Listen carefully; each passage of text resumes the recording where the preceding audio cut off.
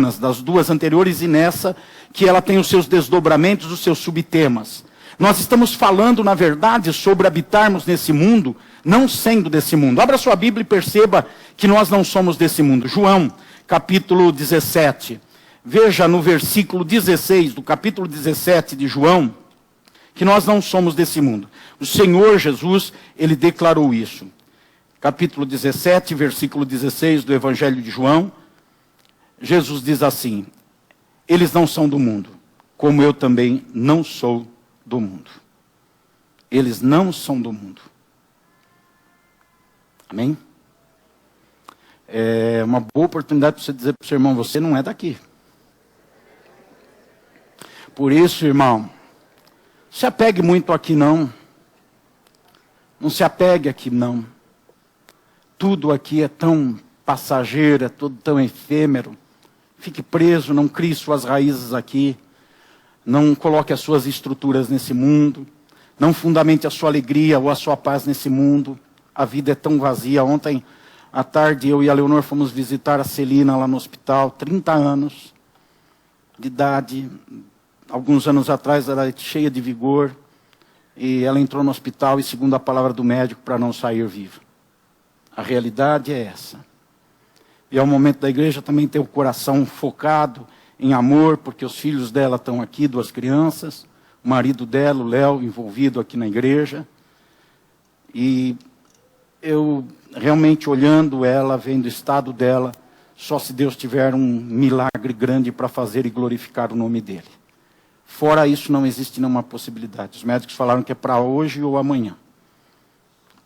Que ela não passa disso. Foi a palavra dos médicos. Terça-feira, se ela estiver viva, eu vou começar a olhar e falar: Deus está fazendo um milagre. Porque os médicos falaram que não. Então, se começar a mudar isso, é porque é Deus que vai ser glorificado. A ciência já disse que não tem mais o que fazer. Entregou os pontos. Talvez esse seja o momento apropriado, né? Para Deus agir, porque a ciência entregou os pontos. Mas a soberania está na mão de Deus. Eu estou dizendo isso para vocês perceberem como nós não somos daqui. Você não sabe o que vai acontecer com você daqui a pouco. Você não sabe o que é desse mundo. Está aí a família, Jonas, o Paulo, a Suzy sofreram um acidente. Estão aqui hoje. O Senhor poupou a vida dos 5 que estavam no carro. Eles estão aqui, estão bem. Mas poderia não ter sido assim. Eu estou sendo só realista. Poderia não ter sido assim. Então nós temos que viver essa vida e entender a efemeridade dela. Nós não somos daqui. E enquanto nós estamos aqui, existe uma grande batalha para nos destruir eternamente. Satanás está muito interessado nisso, em nos destruir eternamente. Ele quer acabar conosco. Nós não somos daqui e esse mundo é dele. Veja aí na Bíblia Sagrada, na primeira carta de João. Quero que você olhe, coloque seus olhos na página da Bíblia. Primeira carta de João, capítulo 5. Marque aí esse texto, ele é muito importante para você evangelizar, para você falar para Jesus de pessoas e mostrar o que está acontecendo nesse mundo. 1 João capítulo 5, no versículo 19. Versículo 19 diz o seguinte: sabemos que somos de Deus e que o mundo todo está debaixo do poder do maligno. Veja, só tem 2 direções. Ou você é de Deus ou você é do diabo. Fala para o seu irmão, mas fala olhando feio para ele agora. Se é de Deus ou é do diabo. Porque se ele for do diabo, ele vai começar a ficar com medo. Você é de Deus ou você é do diabo. Você não é de você mesmo. Você não é de você mesmo. Essa sociedade tola que a gente vive, de gente sem referencial, que querem pegar Deus e pôr ele para fora do mundo, é uma sociedade que perdeu completamente o parâmetro e dizem: eu sou livre, eu faço o que eu quero, eu não estou preso nesse negócio de religião, de sistema. São escravos de Satanás. Vivem manipulados pela mão maligna. Entre ser manipulado por Satanás e dirigido pelo Espírito Santo, eu prefiro o Espírito Santo. Tem mais alguém aqui que prefere ser dirigido pelo Espírito Santo? Ora, então não tem, ou é de Deus ou é do diabo. Não é meio termo. Fala para o seu irmão: você não vai virar pozinho quando morrer e acabou, não. Fala para ele: não é assim, você tem alma. Você tem alma e a alma é eterna, a alma não acaba. Então tem que viver nessa vida, sem se apegar nessa vida, e sabendo que você está num ambiente contrário à vida eterna, cujo príncipe é Satanás. O mundo jaz, está adormecido nas mãos dele, e ele está fazendo de tudo para engolir mais alguém, para desviar um filho de crente, para desviar um crente, para destruir uma família. Ele está fazendo tudo para consumir mais alguém, e ele está de olho em você. Fala para o seu irmão, o diabo está de olho em você. Mas fala para o seu irmão, mas o Espírito Santo está dentro de você. Valorize o Espírito de Deus na sua vida. E nessas 3 semanas, 2 semanas atrás, nós falamos desse conflito que existe. De estar nesse mundo e não ser desse mundo. De ser luz, vivendo num ambiente, num mundo de trevas. Nós olhamos para a igreja de Pérgamo e vimos essa dificuldade aqui nas cartas do Apocalipse, que Jesus escreveu às igrejas da Ásia. Semana passada, nós olhamos para Tiatira e vimos que há um outro problema que acontece estar nesse mundo. É tolerar o mal desse mundo. Nós percebemos então que os crentes de Pérgamo, eles tinham a dificuldade porque eles se apegavam ao mal. Se apegavam ao mal. Os crentes de Tiatira tinham a dificuldade porque eles se conformavam e toleravam o mal. Eles não tinham indignação. Eles não tinham capacidade de reação. Eles viam as coisas más, as coisas que refletem trevas, as coisas que estão em desarmonia com o que é bom, e eles ficavam passivos. Talvez até não fizessem todos eles as coisas más. Talvez não praticassem as obras das trevas. Mas o Senhor diz para a igreja, vocês toleram o erro.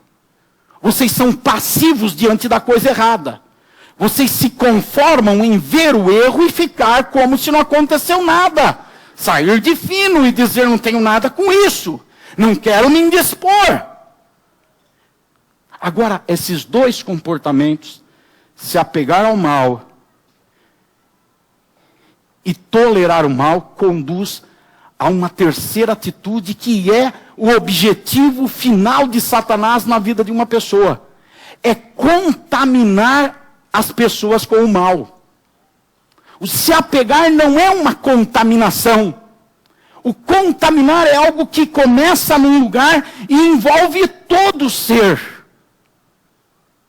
A contaminação significa um espalhar de mancha, uma perversão, uma corrupção que vai se generalizando.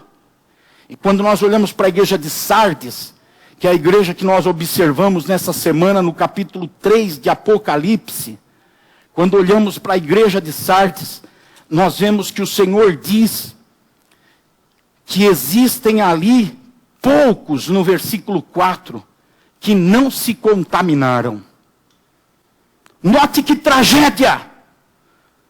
O Senhor diz que aquela igreja estava contaminada, mas existiam alguns ali que não se contaminaram. E o Senhor ainda usa essa expressão, uns poucos que não se contaminaram com o mal. Não eram nem muitos, eram uns poucos que não se contaminaram.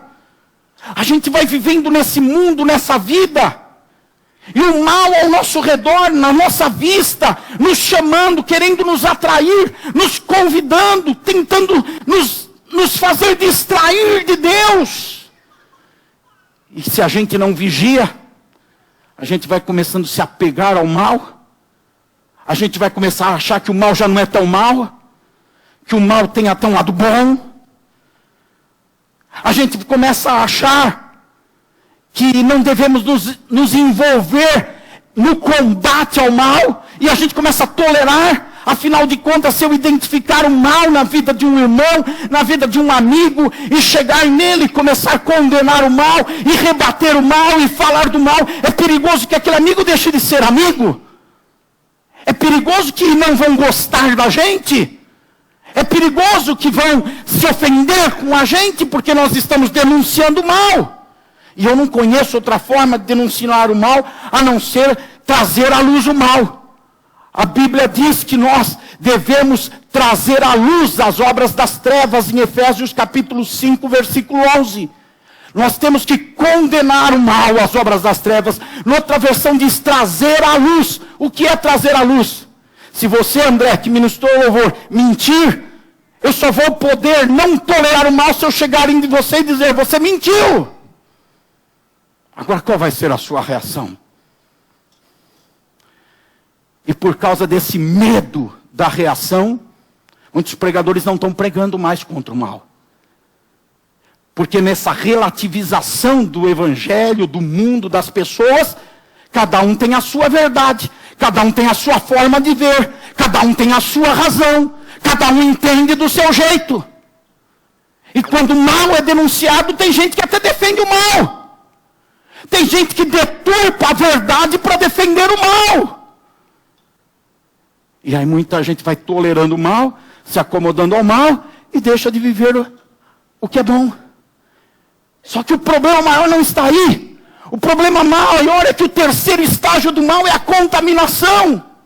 O dicionário Aurélio fala sobre contaminação e diz que é a transmissão de uma doença que a cura é irreversível. Transmissão de males, de vícios, que envolvem a mente, corrompe a forma de pensar, que envolve o coração, muda os sentimentos, que perverte. A contaminação começa a mudar a pessoa. E aí aquela pessoa que é boa começa a ficar ruim, porque ela começou a ficar contaminada. Aquele crente que é um exemplo, vira um exemplo negativo. Aquela pessoa que as pessoas olham para ela e falam, esse é um verdadeiro filho de Deus, olha as características de Jesus. Depois de algum tempo, ele começa a ser egoísta, mesquinho, começa a ser avarento, presunçoso, e as pessoas não veem mais as marcas de Cristo. Por quê? Porque as fases do mal foi acontecendo na vida dele. Foi se apegando, foi tolerando, até que ficou contaminado. Primeiro, cuide de você. Fale para o seu irmão, cuide de você. Cuide de você para você não se apegar ao mal. Cuide de você para você não tolerar o mal. Cuide de você para você não se contaminar do mal. Agora, aquele que está cuidando de si, não pode parar por aí. Fale para o seu irmão, depois disso, cuide do teu irmão também. Não tolerando o mal na vida do teu irmão. Não tolerando o mal na vida dele. Denunciando para ele. Não vá nas esquinas falar do mal do teu irmão. Não vá pelas ruas falar do mal do teu irmão. Mas fale para o teu irmão se você é alguém que não tolera o mal na sua vida. Se você é uma pessoa que não se apega ao mal. Se você é uma pessoa que não está contaminada pelo mal. Então siga o mesmo processo agora com o teu irmão. A igreja de Sardes é uma igreja que está contaminada com o mal. Representa o crente que se contaminou com o mal.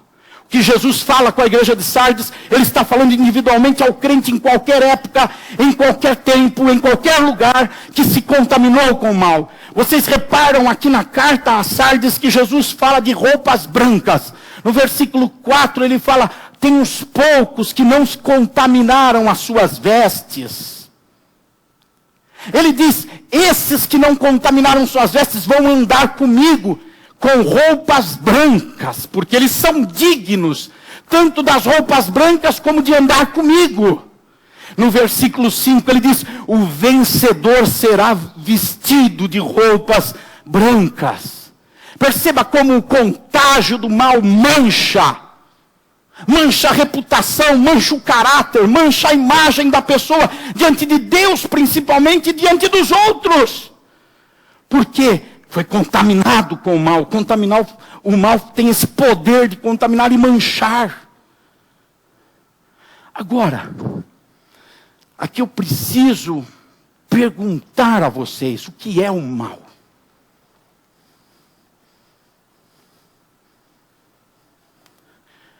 O que é o mal? Não se deixe enganar por essa teologia mentirosa, que fala que o mal é um acidente que você sofreu. O mal é o diabo te perseguindo. O mal é uma doença. O mal é um problema que você tem. O mal é o carro que fundiu o motor. O mal é a falta da prosperidade. Não se deixe enganar. Porque a Bíblia não diz que o mal é isso. Olha em Mateus capítulo 6, na oração do Pai Nosso.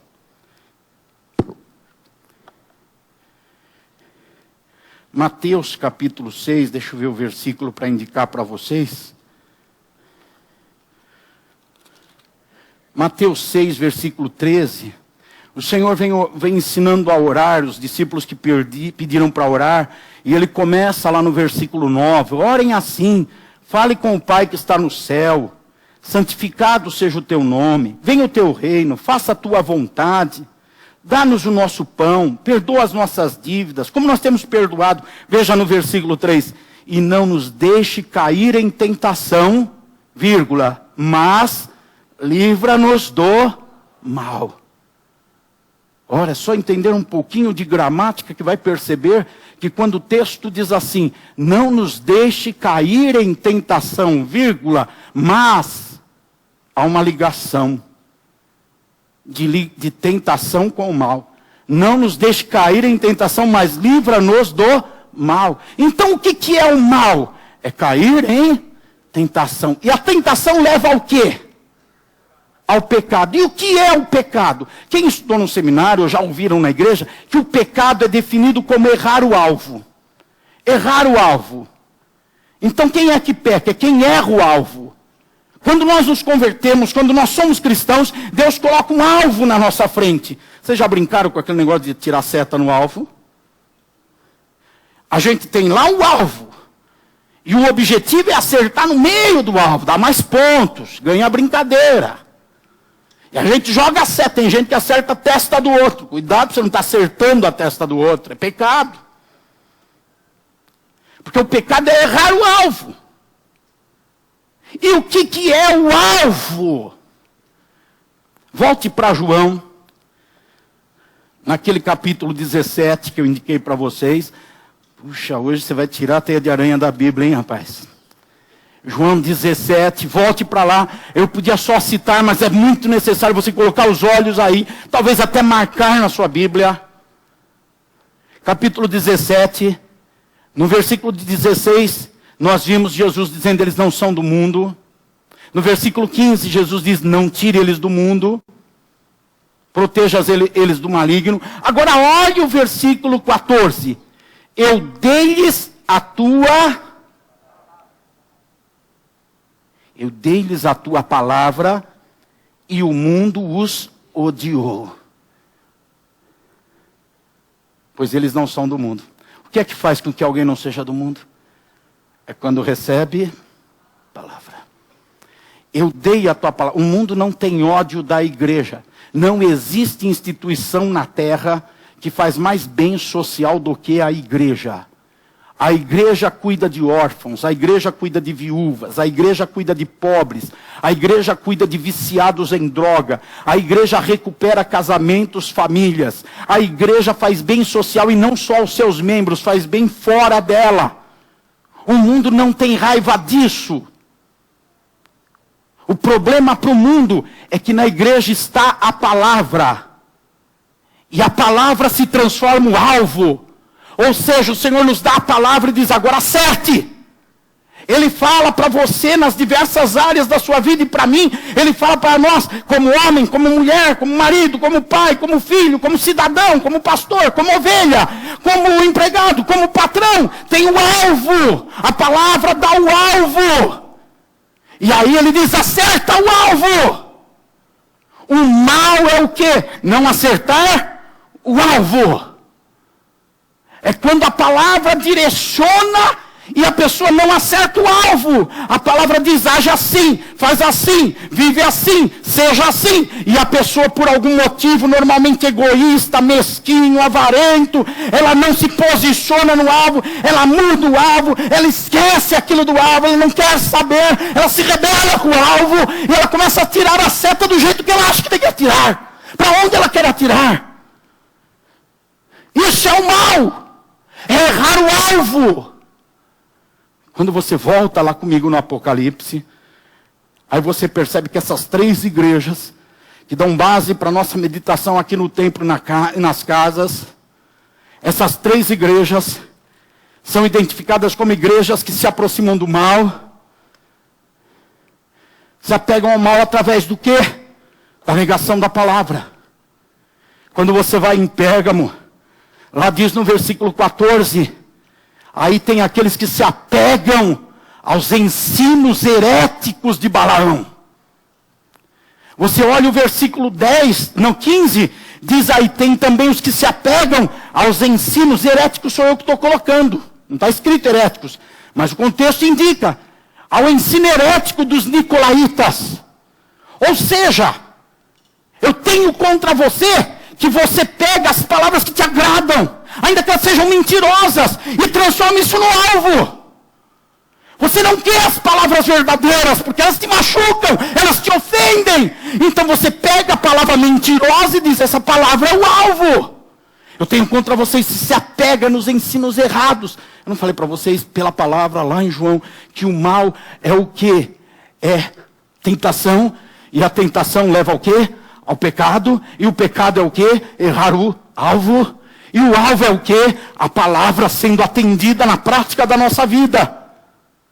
Então a igreja de Pérgamo, ela se apega ao mal. Por quê? Porque ela se apega à heresia.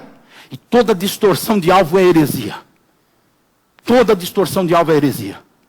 Se a Bíblia diz para a ovelha obedecer o pastor, e você não obedece, você criou um alvo de heresia. É heresia o teu alvo. Se a igreja diz para o pastor amar tua vida e cuidar de você e dar a vida por você, e ele não faz isso, e ele não ama, ele está buscando os interesses dele, ele gerou uma heresia e fez um alvo de heresia para a vida dele. E ele vive a heresia. Se a palavra diz, e ela diz, que o patrão deve cuidar do seu empregado, que é um irmão, como um irmão, não como um escravo, e esse patrão não trata assim, ele gerou um alvo, heresia. E se o empregado não serve como se estivesse servindo o Senhor, ele criou um alvo, que é heresia, enfim, por aí você vai na família, vai na sociedade, vai no uso do dinheiro, vai nos relacionamentos com as pessoas, tudo tem alvo. Fala para o seu irmão, tudo tem alvo, irmão. Para tudo na tua vida Deus deu alvo. Ah, mas eu não sei como agir, porque você não estuda a palavra, porque você não ouve a palavra, porque você não se interessa pela palavra, porque você não ama a palavra, é por isso que você não sabe, porque se você quiser, Deus vai te revelar o alvo para tudo na tua vida. E aí você só tem que ficar jogando a setinha e acertar o alvo, em vez de quando a gente erra. Mas quando errar o alvo, tenha humildade, levanta a mão e diga, eu preciso ter humildade quando eu errar o alvo. É, porque o problema de errar o alvo é a falta de humildade, porque todo mundo erra o alvo algumas vezes. O mesmo apóstolo João, ele diz, aquele que diz que não peca é mentiroso, e faz a palavra de Deus mentirosa. Todo mundo erra o alvo algumas vezes, só que aquele que erra o alvo, e não tem humildade, ele continua tirando seta, para tudo quanto é lado, errando o alvo, e erra mais, e a Bíblia diz que um abismo leva a outro abismo. Ele vai afundando porque ele vai errando o alvo. A palavra diz, e ele vai errando o alvo. Ele cria as suas heresias. Cheio de gente criando heresia para si mesmo. Uma vez um colega meu pegou um texto lá de Gênesis 6, lá no passado, e ele criou uma heresia, porque ele queria namorar com uma moça que não era crente. E lá diz que os filhos de Deus se casaram com as filhas dos homens. E ele falou, os anjos vieram e casaram com os humanos, então eu posso namorar com uma pessoa que não faz parte do contexto da família de Deus. Porque a Bíblia dá a base. Veja, criou o alvo dele, a heresia dele, e começou a viver por essa heresia. Não é à toa que esse homem hoje está um desviado. E era um grande servo, pregador, crente há 20 anos atrás, é um desviado hoje. Porque criou o seu alvo. Quer viver do seu jeito. Pérgamo se apegou ao mal. Quando você olha Tiatira, o que é o mal? O que eles toleravam? Versículo 20 do capítulo 2. Você tolera Jezabel, aquela mulher que se diz profetiza, e com os seus ensinos ela induz os meus servos à imoralidade sexual e a comerem alimentos sacrificados. Agora, o mal aqui está como? Uma tolerância com os ensinamentos errados. Não vem falar abobrinha para mim que eu te enfio a palavra pelos ouvidos e pelo nariz. Não venha com heresia. Por isso que não falam comigo. As pessoas ficam com as heresias para eles. Porque eles com as heresias deles, eles até falam com A e com B. Mas se falar comigo, você vai ter que engolir a Bíblia. E eu não vou dar nem água. Vai só a Bíblia mesmo. Porque eu não vou aceitar. Agora, eles toleravam os ensinamentos de Jezabel. Talvez Jezabel falava as mentiras dela, os erros dela, e eles não concordavam, mas ficavam por isso mesmo. O Senhor fala, não. Está fazendo errado, tem que denunciar. Não pode tolerar, não pode suportar, não pode aceitar passivamente. Irmão, na minha caminhada eu já falei tanta coisa para tanta gente, já tenho tanto inimigo. Ixi, por quê? Não tolero o mal. Não tolero. E isso não é uma prerrogativa minha, para todo crente, não é porque eu sou pastor. Um crente tem que tolerar o mal. É uma carta à igreja, não é uma carta ao pastor. É para a igreja. Eu tenho contra você que tolera o mal. Agora, quando você chega em Sardes, o que aconteceu? Agora a igreja já está contaminada pelo mal. Agora é a hora que a pessoa já está cheia do mal na sua vida. Ela está mundanizada. Ela está endemonizada. Ela está secularizada. A mente dela está corrompida. Agora não tem mais mensagem que mexe com ela. Agora não tem mais livro que mexe com ela. Não tem mais Bíblia que trata dela. Não tem mais servo de Deus que consegue mudar a forma dela pensar. Porque agora ela está secularizada. Ela foi contaminada. Vamos percebendo que são estágios. Se apegar, tolerar e se contaminar. Vamos repetir? Se apegar, tolerar, se contaminar. São estágios do mal na vida de uma pessoa. Nesse último estágio da igreja de Sardes, agora ela está completamente contaminada. E ela não consegue perceber mais a diferença entre o certo e o errado. Agora ela assume tudo que é do mundo e ela aceita com naturalidade. Ela está vivendo de acordo com o sistema que existe no mundo. Eu vou concluir essa mensagem para a gente não ir até meia-noite.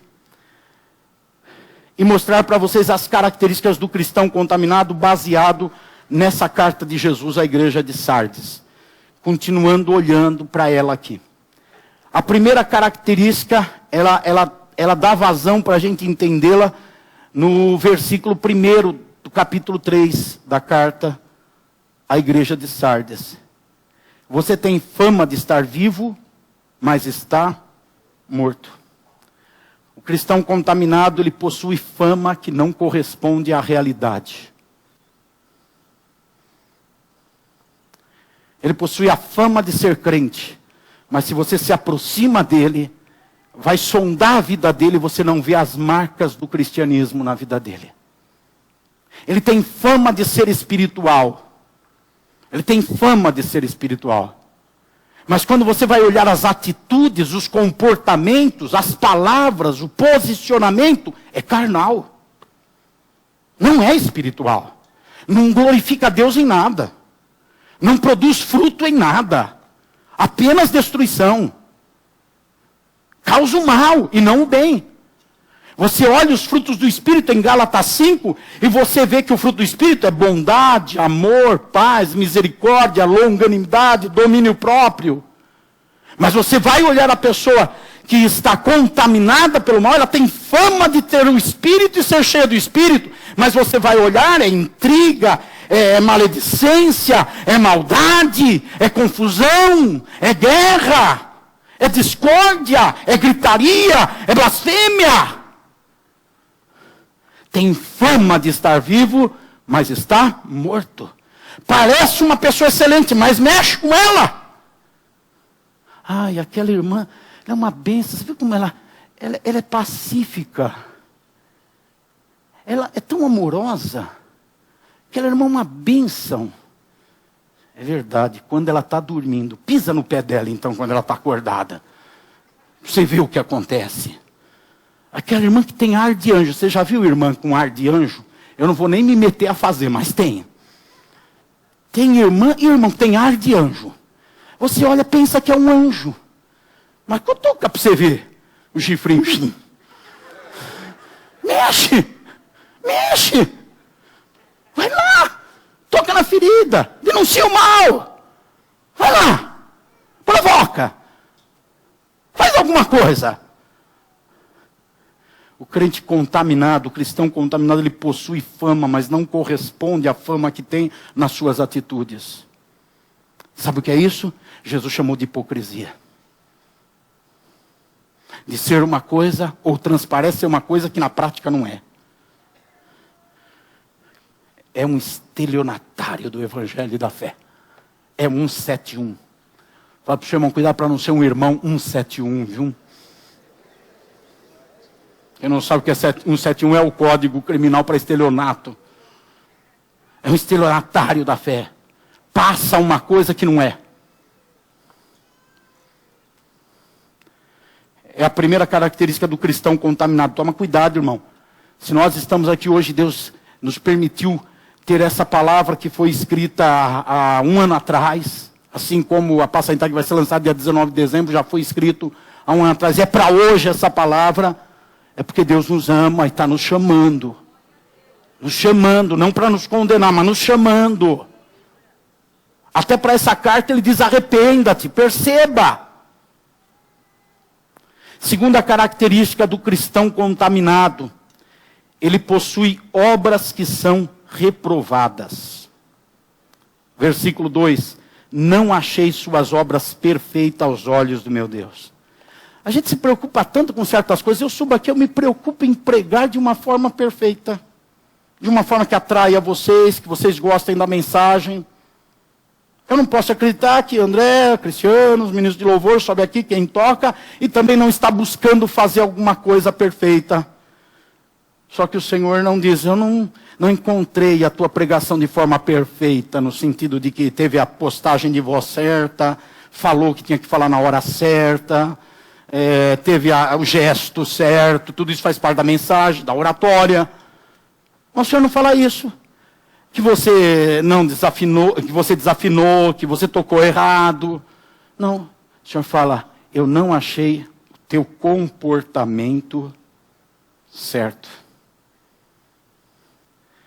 O cristão contaminado, ele tem comportamentos reprovados pelo Senhor. E os comportamentos nossos, vamos ver quem que descobre. Os comportamentos nossos se refletem no quê? Em prejuízo do quê? Tem várias coisas, talvez, na linha de raciocínio de vocês. Tem uma aqui comigo, que eu entendo que é isso. Sai de Deus, vem para a terra. Os comportamentos errados refletem-se no quê? Força aí, vamos ver. Se errar não tem problema, pode falar.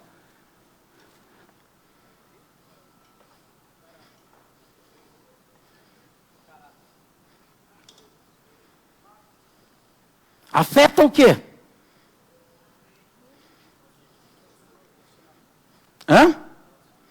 Afeta o quê? Afeta relacionamento.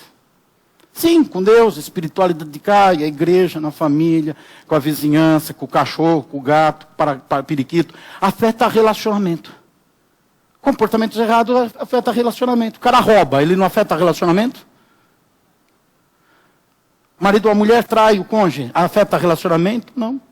É desonesto, afeta ou não o relacionamento? Trata mal, eu trato mal o Francisco, afeta ou não o relacionamento? O Senhor diz, não achei suas obras perfeitas aos olhos do meu Deus. Os nossos comportamentos morais afetam os relacionamentos. A Bíblia fala para não mentir, para não roubar, para amar, para perdoar. E quando os nossos comportamentos não seguem nessa direção, nós não podemos nos identificar como cristãos. Não podemos dizer que somos cristãos. Nossas obras estão sendo reprovadas por Deus. Por fim, o cristão contaminado, terceira coisa, no versículo 3. Esteja atento, diz no versículo 2. Começa o versículo 2, esteja atento. Versículo 3, lembre-se, portanto, do que você recebeu e ouviu. Obedeça e arrependa-se. Terceira característica do cristão contaminado é que ele não possui memória na palavra de Deus. Quando ele vai fazer as coisas, quando ele vai agir, quando ele vai falar, ele não pensa na palavra de Deus, para falar mediante a palavra de Deus. Ele não pensa para agir mediante a palavra de Deus. A mente dele não funciona assim. O que a Bíblia diz que eu tenho que fazer nessa situação? Não. Ele age assim. O que eu sinto de fazer? O que eu quero fazer? O que eu acho melhor fazer? O que o meu eu diz para eu fazer? Ele não vai na palavra e diz o que Deus diz que eu devo fazer nessa situação. O que eu devo falar nessa situação. Quando alguém lhe ofende, o que Deus diz quando alguém te ofender? O que você deve fazer? Perdoar. Se o teu inimigo tiver fome, mata o desgraçado. É isso? Dá de comer. Se te forçarem a andar uma milha, quebra as pernas da pessoa que quer que você ande. Ande 2. Se teu inimigo tira o teu paletó, arranca, não é as calças, o sapato. Dá o sapato também. Retribua o mal com o bem. Mas nós passamos por situações diárias que nós temos que decidir, diárias. Em todos os lugares que estamos, na igreja, em casa, no trabalho, na faculdade. Nós passamos por situações diárias que nós temos que decidir. Falar, fazer, agir, se comportar. O cristão contaminado não possui memória na palavra de Deus. Porque não vem à mente dele o que ele tem que fazer. E se vem, ele rechaça. E faz valer o que ele quer, o que ele sente, o que a mente dele diz. O que a paixão fala. É assim que ele age diante da tentação. Vem a tentação do pecado. O cristão contaminado, ele não faz o que a palavra de Deus diz. A palavra de Deus diz para fugir da aparência do mal, para resistir o mal, se afastar da tentação. A palavra diz, mas a mente dele não pensa assim. A mente dele pensa com o ardor da paixão, o desejo carnal, e ele peca. Aí a palavra de Deus diz, se arrepende, e ele se justifica do seu pecado. Porque ele não segue a palavra. A mente dele não está presa à palavra. Está presa à sua carne, à sua paixão. Ele é um cristão contaminado com esse mundo. Não se lembram dos textos bíblicos, das mensagens ouvidas quando agem. São capazes de decorar receita de bolo, escalação do time de futebol, fatos históricos. São até bons alunos na escola, na faculdade. Mas nas coisas de Deus não lembra de um versículo na hora que precisa tomar uma decisão. Que não possuem uma mente limpa, regenerada pela palavra. Não lembram de valores. Vocês já leram na Bíblia que está escrito que o Espírito Santo, Jesus disse, eu vou para o meu Pai, mas eu enviarei o Espírito Consolador. E quando ele vier, ele vos fará lembrar das coisas que eu vos tenho dito. Ou seja, o Espírito Santo vos fará lembrar da minha palavra. Na hora que vocês tiverem que fazer algo, falarem algo, o Espírito Santo vai fazer lembrar. Mas a pessoa contaminada pelo sistema deste mundo, ela não lembra. Se lembrar, despreza. Porque o mundo vive de impulsos, de paixões da carne, de desejos. Por fim, os versículos 4 e 5 falam de pessoas que estão nesse contexto, mas são vencedores. Eu já citei no início da mensagem, que o versículo 4 começa dizendo assim, aqui está a base da mensagem. Você tem aí, em Sardes, uns poucos que não contaminaram as suas vestes Eles andarão comigo vestidos de branco, pois são dignos. Olha o versículo 5. O vencedor será igualmente vestido de branco. O vencedor, aquele que vive nesse mundo podre, sujo, corrompido, sem parâmetro, que até homem deixou de ser homem, mulher deixou de ser mulher, que tem os governantes mentecaptos que querem fazer leis endiabrados para destruir a família, para destruir os relacionamentos, para destruir as crianças. Esse mundo perdido, destrutivo e destruído, mesmo vivendo nesse contexto todo, e do lado direito, do lado esquerdo, atrás e na frente, vendo gente ser contaminada. A palavra diz, mas tem aquele que é vencedor. E eu te encorajo a ser um desses que diz, eu sou um vencedor. Aquele que diz, ainda que se sujem aqui, se sujem lá, caiam 1000 de um lado, 10.000 do outro, eu não vou ser atingido. As roupas estão se sujando, eu vou me apresentar com as roupas brancas diante do meu Deus, com o óleo na cabeça, o Espírito Santo dirigindo a minha vida. O vencedor. O vencedor. Vencer o quê? Precisa vencer primeiro a hipocrisia e ser autêntico. Ter uma fama verdadeira. Aquilo que pensam de você quando estão longe de você, quando chegam perto e vão sentir o cheiro, fala, é melhor do que eu pensava. Tem gente que olha de longe e fala assim, puxa, que boa pinta, olha que bacana, que bonito, que legal, que bem aparentado. Você chega perto, fede pra caramba. Só de longe. É bonito para ficar de longe. É bonito para não entrar na intimidade. É bonito para não conhecer no recôndito da casa, na intimidade dos comportamentos. É bonito. Chega de perto, fede. O vencedor é o que vence a hipocrisia. É que tem uma fama que corresponde com a realidade. As pessoas olham para ele e falam, aquilo lá é crente de verdade. E quando chegam perto, falam, não, era mais crente do que eu pensava. Puxa! Eu achei que ele era crente, eu estou vendo que ele é mais ainda. E não alguém que chega perto e fala, não, mas lá tem um comportamento, tem uma atitude, tem um jeito, tem uma maneira, faz isso, faz aquilo, que a Bíblia condena. Vencedor, quem é o vencedor? É aquele que vence a imperfeição. Tem comportamentos superiores, sai da média. Todo mundo tem fraquezas, tem dificuldades, mas esse vencedor é aquele que está sempre lutando, identificando as suas fraquezas e trabalhando na sua vida, no seu caráter, no seu comportamento para vencer, para mudar. Hoje é assim, mas ele tem certeza, daqui a algum tempo não vou ser mais assim. Hoje eu acho errado nisso, mas eu estou lutando e não vou ser mais assim. Se é o vencedor. Quem é o vencedor? É o que vence o secularismo. Tem a mente regenerada pela palavra de Deus. É aquele que vence todo esse tipo de influência do mundo. De valores, de conceitos que vem chegando e dizendo assim, não é nada disso. Bíblia é um livro velho, ultrapassado, que fala aqui, não tem valor. Não. Vencedor é aquele que fala, eu guardei a tua palavra, Deus, no meu coração, para eu não pecar contra ti. Lâmpada para os meus pés é a tua palavra, e ela é luz para o meu caminho. Eu falo, eu vivo, eu ando mediante a palavra.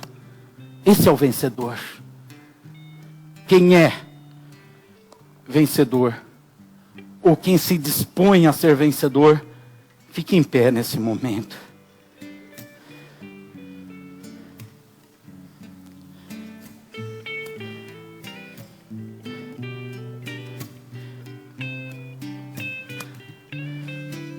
Curve a sua cabeça e feche os seus olhos.